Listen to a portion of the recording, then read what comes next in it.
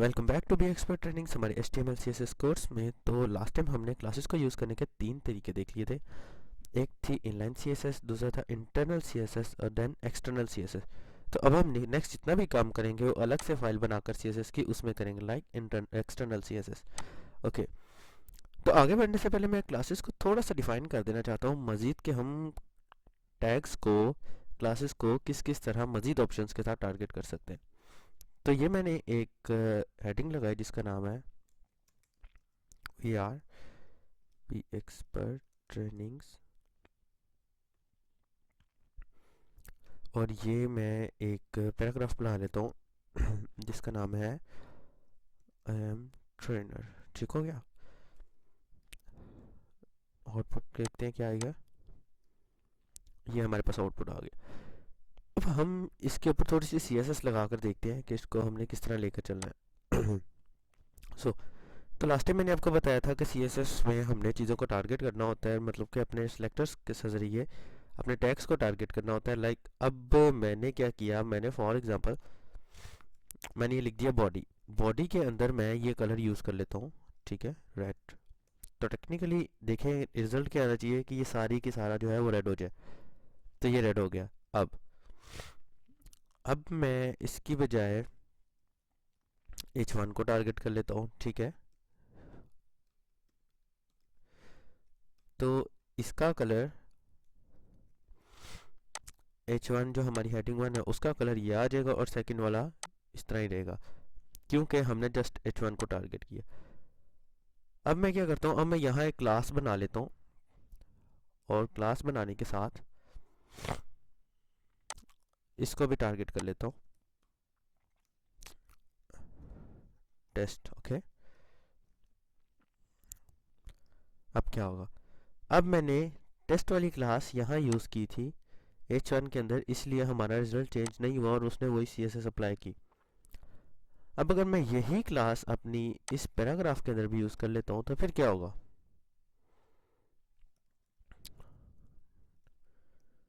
फिर ये भी रेड हो जाएगा। इससे साबित ये हुआ कि हम एक टाइम पर एक ही क्लास को एक से ज़्यादा दफ़ा यूज़ कर सकते हैं। नेक्स्ट अगर हम बात करते हैं तो फॉर एग्ज़ाम्पल मैं यहाँ इसके अंदर यहाँ पैराग्राफ के अंदर मैं यहाँ दो क्लासेस, फॉर एग्ज़ाम्पल दो क्लासेस बना लेता हूँ। यहाँ एक है टेस्ट2, इसको लेकर चलते हैं पहले, ये है टेस्ट2। ओके, अब मैंने क्या किया, मैंने इसको एंड टेस्ट2 क्लास को हमेशा डॉट से रिप्रेजेंट करना है हमने, ठीक है। ये मैंने सेव किया। अब देखते हैं क्या एक ही वक्त में दो क्लासेस एक ही CSS वैल्यूज़ के साथ टारगेट हो जाती है। मैंने रिफ्रेश किया, मेरा रिजल्ट चेंज नहीं हुआ, हालांकि मैंने यहाँ क्लास टेस्ट2 लिख दिया था, ठीक है। यहाँ से साबित ये हुआ कि जब हमने दो क्लासेस को सेम जैसे एक ही जैसी CSS देनी हो तब क्या करते हैं, जैसे फॉर एग्जांपल ये तरीका तब यूज़ होता है, लाइक अगर मैं यहाँ एक टेस्ट की क्लास बनाता हूँ, ये वाली, ठीक है। और टेस्ट की क्लास बनाने के बाद मैं इसके अंदर फ़ॉन्ट साइज़ लगा देता हूँ, ठीक है। अब फ़ॉन्ट साइज़ मैंने देना है इसको डिफरेंट, जिसको मैं कह दूँ 20 पिक्सल। ओके, तो ये 20 पिक्सल फ़ॉन्ट साइज़ आ जाएगा, ठीक है। अब मैं टेस्ट2 की क्लास जो है उसको मैं फ़ॉन्ट साइज़ दे देता हूँ 15 पिक्सल, ठीक है। ठीक हो गया।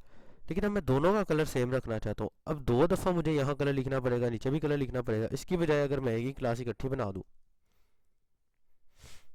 जस्ट आप लोगों को अंडरस्टैंड करवाने के लिए ये एक एग्जांपल लिया मैंने, डॉट मैं फिर से भूल गया, और यहाँ से मैं कलर लिख देता हूँ यहाँ रेड। ओके, तो ये देखिए ये रेड हो गया, दूसरा भी रेड, सॉरी ये टेस्ट1 लिखा है मैंने, इसको खाली टेस्ट लिखना है मुझे। तो ये देखिए ये क्या हुआ कि अलग अलग दो क्लासेस के लिए तो मैंने दी थी एग्जांपल, ठीक हो गया। लेकिन अब मुझे दोनों क्लासेस पे सेम ही प्रॉपर्टी चाहिए और सेम ही वैल्यू चाहिए, तो मैंने क्या किया, मैंने दोनों क्लासेस को इकट्ठा टारगेट कर लिया। तो ये हो गया क्लास को जब हमने दो दफ़ा यूज़ करना हो, मतलब कि दो क्लासेस एक जैसी इकट्ठी करनी है और उनका यूज़ क्यों आता है। ठीक हो गया। अब हम नेक्स्ट चलते हैं। अब मैं यहाँ एक डमी पैराग्राफ लिख लेता हूँ,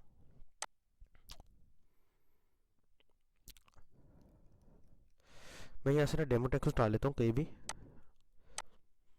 खुद भी लिख सकते हैं लेकिन कोई मसला नहीं है, हमने बस डेमो टेक्स्ट उठाना है कहीं से भी, ठीक है। ये मैंने उठा लिया और मैंने यहाँ लगा दिया, यहाँ ऐसे। और यहाँ मैं एक एंकर लगा लेता हूँ। एंकर वाला टैग मैंने पहले भी बताया था HTML के लेक्चर में, अगर किसी ने नहीं देखा तो काइंडली देख लीजिएगा। इसमें मैंने बताया था कि एंकर वाला टैग किस लिए यूज़ होता है। अगर मैं ये कर लेता हूँ ओके, और मैं यहाँ से रिफ्रेश करता हूँ तो ये देखिएगा सारा का सारा टेक्स्ट ये आ रहा है, ठीक है, रेड।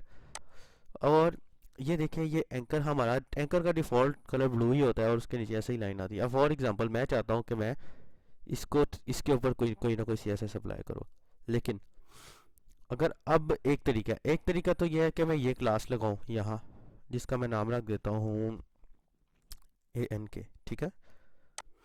और मैं यहाँ एक क्लास लगा लेता हूँ जिसका नाम रखूँ ANK, और मैं क्या करूँ, टेक्स्ट डेकोरेशन इसकी नन कर देता हूँ। जस्ट इम्प्लीमेंटेशन बता रहा हूँ क्लास की, ठीक है।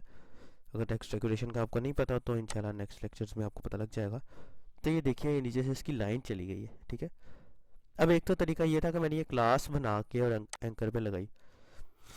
अब इस क्लास का क्या फ़ायदा होगा कि मैं इस क्लास को जितनी दफ़ा मर्ज़ी जहाँ मर्ज़ी यूज़ करूँगा ये मुझे एक ही आउटपुट देगी। लाइक फॉर एग्जांपल मैं यहाँ जाता हूँ, मैं यहाँ लिखता हूँ वी एक्सपर्ट ट्रेनिंग्स, और मैं यहाँ लिंक दे देता हूँ हैश। अब यहाँ मैं अगर यही क्लास यूज़ करूँगा तो ANK, तो फिर क्या होगा, इसके ऊपर भी इनपुट देगी, आउटपुट देगी, सॉरी। अब अगर ऐसा हो जाए कि मैं इस क्लास को ख़त्म करता हूँ, ठीक है, और मैं कहता हूँ कि डॉट टेस्ट टू, यानी कि इस वक्त ये एंकर, ये वाला एंकर है, मुझे इस एंकर के ऊपर इम्प्लीमेंटेशन चाहिए CSS। ये एंकर इस क्लास के अंदर मौजूद है, मतलब कि इस पैराग्राफ, जिस पैराग्राफ पे ये क्लास है उस पैराग्राफ के अंदर मौजूद है, इसके अंदर मौजूद है। तो मैं क्या करूँगा, मैं करूँगा टेस्ट टू क्लास कि जिसमें एंकर मौजूद हो। टेस्ट टू क्लास में जो सा एंकर है, यानी कि जितने भी एंकर हैं, वो एक है, दो है, जितने भी हैं, ठीक है, सब के ऊपर ये CSS है कि टेक्स्ट डेकोरेशन वो नन हो जाए, ठीक है। अब क्या होगा, अब देखिए उस पर स्टिल वही रिजल्ट रहा है जो मैंने यहाँ लगाया, लेकिन इसका रिजल्ट चेंज हो गया बिकॉज मैंने एंकर की क्लास ख़त्म कर दी थी। चलो मैं एंकर की क्लास भी रखता हूँ, ठीक है, फॉर एग्जांपल मैं एंकर की क्लास भी रखता हूँ।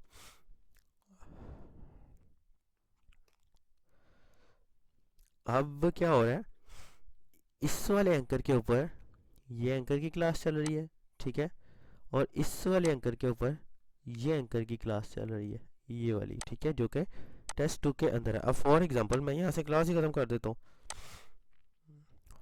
और मैं यहाँ से भी ख़त्म कर देता हूँ, ठीक है। अब देखिए स्टिल आउटपुट जो है, मैंने क्लास ख़त्म कर दी है, वो वापस अपनी डिफ़ॉल्ट पोजीशन में आ गया, और ये जो ये है ये इस तरह रहा है। तो इससे हमें पता लगा कि हम क्लास को इस तरह भी यूज़ कर सकते हैं कि स्पेसिफिक चीज़ों को अगर हमने टारगेट करना हो, लाइक दिस वन, कि अगर मैं इसके अंदर एक लेबल लगा लेता हूँ और लेबल के अंदर लिखता हूँ असद इज़ ट्रेनर, ओके, तो ये ऐसे हो जाएगा, ठीक है। और अगर मैं यहाँ BR का टैग लगाता हूँ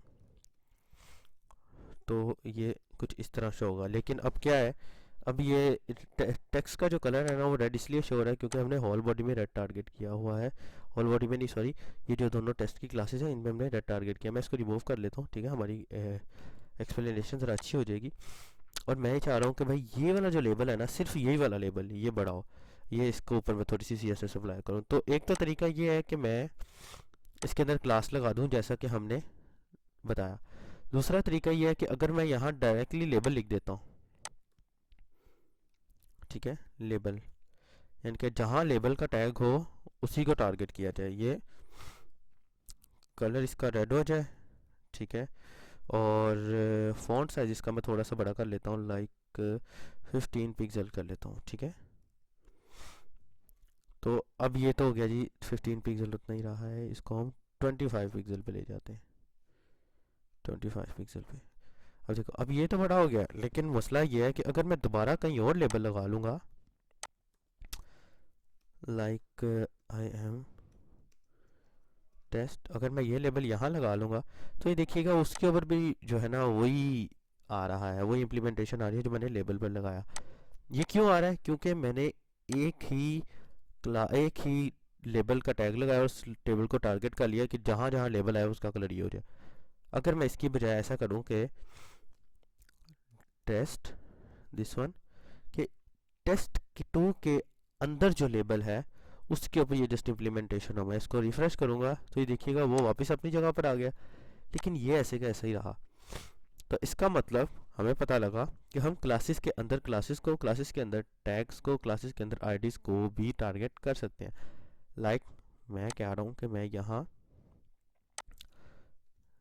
LAB की क्लास लगा देता हूँ, ठीक है। अब मैं चाह रहा हूँ इसको कि जो इसके अंदर LAB की क्लास है वो हो।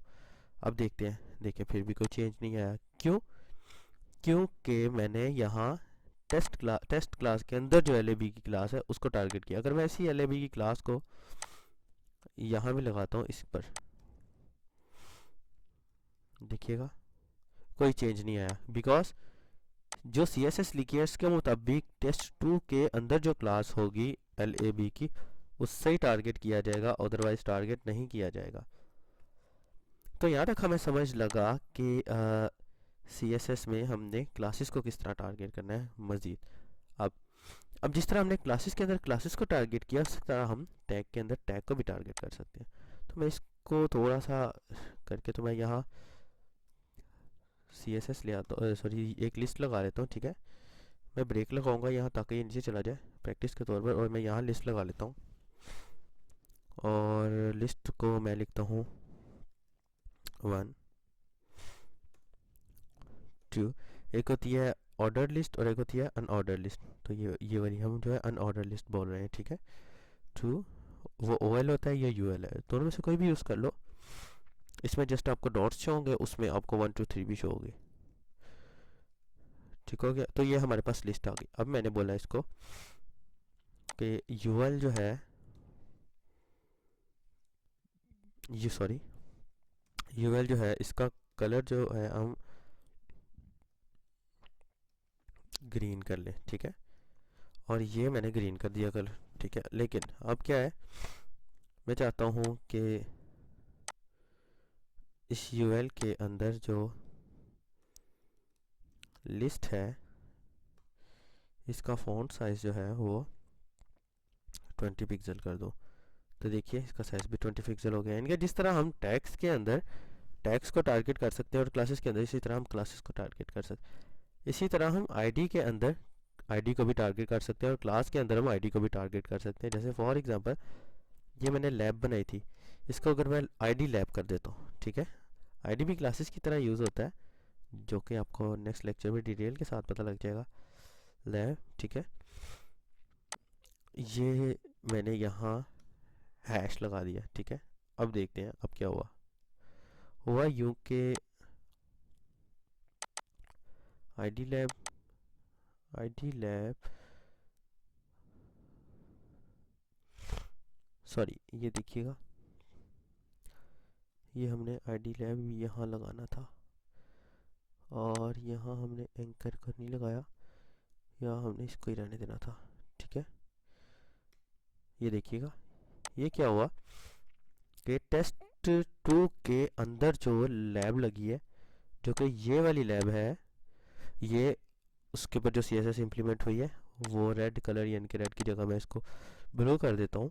तो ये तो यहाँ तक हमें पता लग गया मज़ीद एक्सप्लेनेशन के साथ कि क्लासेस को टैग्स को हम मज़ीद किस तरह प्रोफेशनली टारगेट कर सकते हैं। तो मिलते हैं अपने नेक्स्ट लेक्चर में। Don't forget to subscribe, take care, always good bye.